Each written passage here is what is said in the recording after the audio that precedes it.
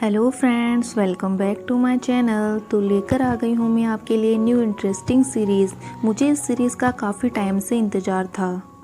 इस ड्रामे का नाम है मिस्टर बैड, जिसमें हमारी मेन फीमेल लीड नैन्सी की टकरार होगी एक सुपर नेचुरल पावर वाले मिस्टर जियान से। हमारी नैन्सी ने गॉड से विश की थी कि उसे ट्रू लव मिल जाए, और उसकी इसी विश को पूरा करने के लिए गॉड ने आज से 5000 साल पहले के एरा को जुआ से टेलीपोर्ट किया, जो कि हमारी स्टोरी का मेन लीड और अपने एरा का सबसे खतरनाक फाइटर। इंसानों की जान लेने में उसे ज़रा भी झिझक महसूस नहीं होती और ना ही उसे किसी पर रहम आता है। तो गाइस, स्टार्ट करते हैं हमारी सीरीज़ का फर्स्ट एपिसोड। एपिसोड की शुरुआत में हमें नैन्सी को दिखाया जाता है, जो कि 22 ईयर की ब्रेव और काफ़ी कूल लड़की है। इस छोटे से एज में उसने ऑनलाइन एक नॉवेल पब्लिश किया है, जिसमें उसने अपने आइडल जो केन को हीरो बनाया और अपने ही नाम वाले कैरेक्टर यानी नैन्सी को उसकी हीरोइन। जो केन, जो कि एक बहुत बड़ा नॉवेल ऑथर है, आज उसकी फैंस के साथ मीटिंग होने वाली थी। नैन्सी भी उसका ऑटोग्राफ लेने के लिए मीटिंग में जाने वाली थी कि आज उसे भी इतने सालों बाद कोई लड़का मिला जो उससे फ्लर्ट करने की कोशिश कर रहा था, वरना आज तक किसी लड़के ने उससे बात करने तक की हिम्मत नहीं की। उसी टाइम एक चोर किसी लड़की का बैग लेकर भागता है, जिसे हमारी नैन्सी पकड़ के काफ़ी बुरी तरह से पीटने लगती है। जिस तरह से वो चोर की हड्डियां तोड़ रही थी, वो लड़का भी उसे देखकर भाग गया। आखिर यही तो वजह है कि आज तक किसी लड़के ने उससे फ्लर्ट करने की कोशिश नहीं की। नेक्स्ट सीन में यही बात नैन्सी अपने फ्रेंड को बताती है कि इतने सालों बाद कोई लड़का मिला, वो भी हाथों से निकल गया, लगता है मैं तो सिंगल ही मरूंगी। खैर, इसके अलावा उसके पास एक खुशखबरी भी थी कि उसने जू कैन की कंपनी में जॉब के लिए अप्लाई किया है। वो भी कोई मामूली सी जॉब नहीं, बल्कि जू की असिस्टेंट बनना, जबकि उसका हमेशा से ख्वाब था। उसकी फ्रेंड यह बात सुनकर काफ़ी ज़्यादा खुश हो जाती है और उसे मोटिवेट करने लगी कि चाहे तुम्हारा सिलेक्शन ना भी हो, लेकिन अपने आइडल के साथ काम करने के लिए तुम अपनी पूरी कोशिश करना। उसके बाद नैन्सी काफ़ी खुश होकर अपने घर आती है और अपने डैड और भाई के लिए उनके फेवरेट फ्रूट भी लेकर आती है। वैसे तो ये दोनों इस दुनिया से गुजर चुके हैं, लेकिन नैन्सी खुद को कभी भी ऐसा फील नहीं होने देती है और इन दोनों से अपनी सारी बातें शेयर करती है। हमारी नैन्सी जू कैन की इतनी बड़ी फ़ैन है कि उसकी पिक्चर्स भी अपने घर में लगा रखी थी, और उसकी कोई भी नॉवेल ऐसी नहीं बची जिसको नैन्सी ने रीड ना किया हो। इसके बाद नैन्सी अपने ऑनलाइन पोस्ट किए हुए नॉवेल के रिव्यू देखने लगी, जिसमें उसे कुछ खास अच्छे कमेंट नहीं मिले थे।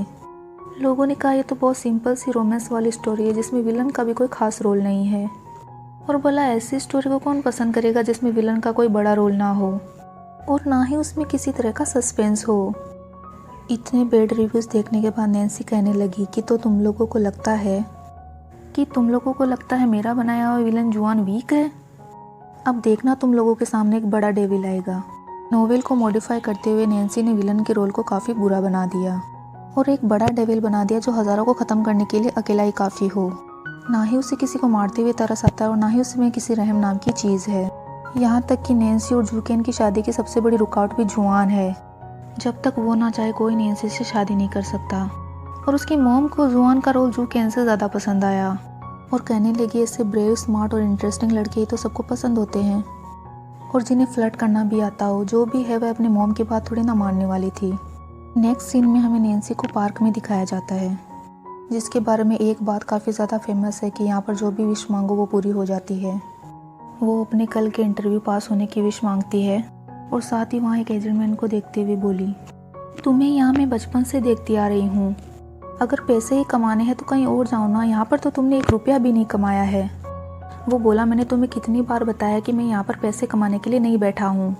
अपना कॉइन इस पानी में गिराओ, तुम्हें सब कुछ पता चल जाएगा। इस पर नैन्सी भी कहने लगी कि मैंने तुम्हें कितनी बार बोला है कि मेरा कॉइन चुराने की कोशिश मत करना। और दूसरी तरफ हमें एक कपल दिखाया गया जो हमेशा अपने साथ रहने की विश मांग रहे थे। इनसे डिस्ट्रैक्ट होकर नैन्सी ने भी विश की, गॉड तुम सभी को उनके पार्टनर्स दे रहे हो, क्या बुरा है कि एक प्यार करने वाला पार्टनर मुझे भी दे दो।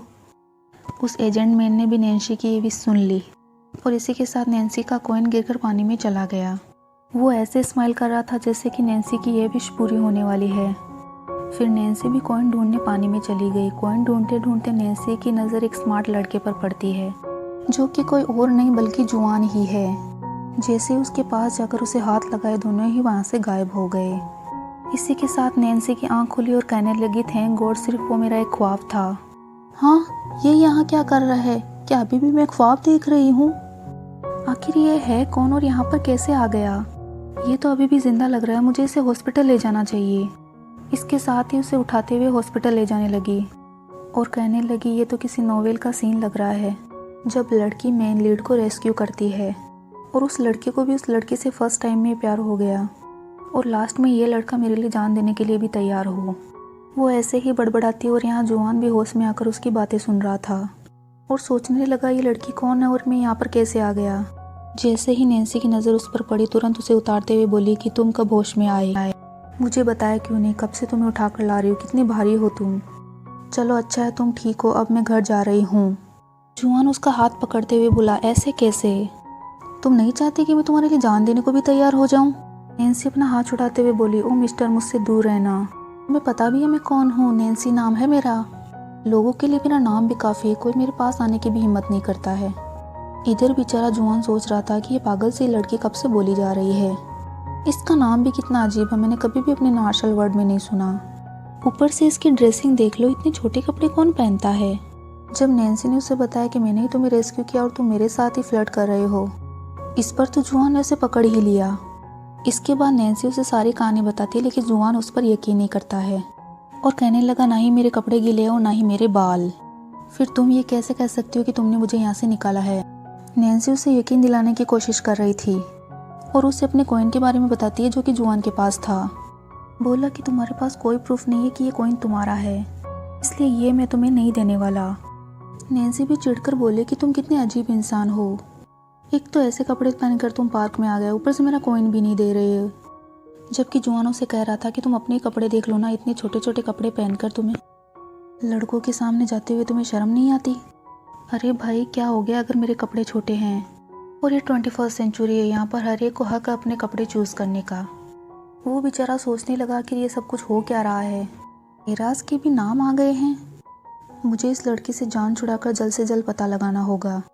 उसका कॉइन फेंक देता और कहता है, ये लो अपना कॉइन और मुझे फॉलो मत करना। नैन्सी उसे रोकती और कहती है, तुम जा कहाँ रहे हो, अभी तो हमने ये भी पता नहीं लगाया कि तुम हो कौन और कहाँ से आए हो।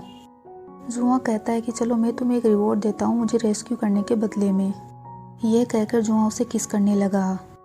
नैन्सी बोली, नहीं नहीं, मैं ऐसा कुछ भी नहीं चाहती हूँ, मैं तो बस एक नोवेल का सीन इमेजिन कर रही थी। वो अपनी सफाइयाँ देती रही और इधर जुआन चला जाता है।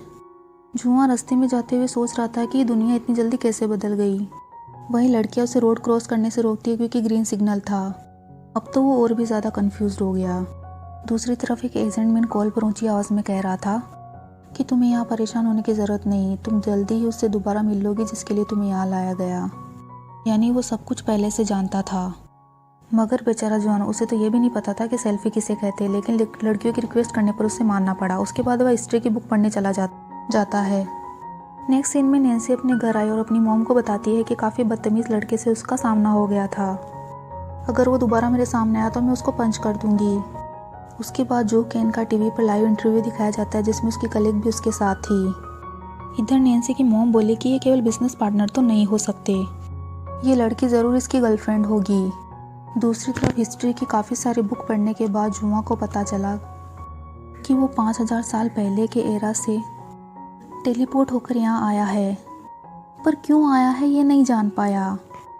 नेक्स्ट मॉर्निंग में नैन्सी काफ़ी फ्रेश मूड में अच्छे से तैयार होकर इंटरव्यू देने के लिए जाती है। ये उसकी लाइफ का सबसे बड़ा दिन है। इसके बाद हमें उसे इंटरव्यू देते हुए दिखाया गया। इसी बीच जूकेन वहाँ आ जाता है। अब तो जैसे नैन्सी की सांसें ही रुक रही थी क्योंकि उसका ड्रीम बॉय जो उसके सामने बैठा है। अब तो जूकेन ने भी उससे बात कर ली। अब उसके मुंह से कुछ भी नहीं निकल रहा था, जबकि वो खुद से कहती रही कि मैं इतनी डरपोक तो नहीं, प्लीज़ कुछ तो बोलो। लेकिन अच्छा हुआ उसके जवाब देने से पहले जूकेन को वहाँ से जाना पड़ा और इसे भी रिलीफ मिला। नेक्स्ट सीन में हम येकिंग को देखते हैं जिसे नैन्सी काफ़ी इंटरेस्टिंग लगी, पर उसका तो मूड ऑफ था क्योंकि उसका इंटरव्यू अच्छा नहीं गया। इधर बेचारा जुआन बुक्स पढ़ पढ़ कर पागल हो गया कि वो आखिर यहाँ पर क्यों आया है और अगर आ गया है तो यहाँ से वापस कैसे जाएगा। सीन आता है नैन्सी पर। घर आते हुए उसका हील फंस गया। एक कपल उसे देखकर भी उसकी हेल्प नहीं करता है, जिससे वो गुस्सा होकर बोले कि तुम 2 मिनट अपना रोमांस बंद नहीं कर सकते क्या। इसके साथ ही टाइम स्टॉप हो जाता है और यह आवाज़ पहुंच जाती है जुआन के पास। उसे भी ये चीज़ कुछ समझ नहीं आई, लेकिन तुरंत से टेलीपोर्ट होकर उसके पास पहुंच गया।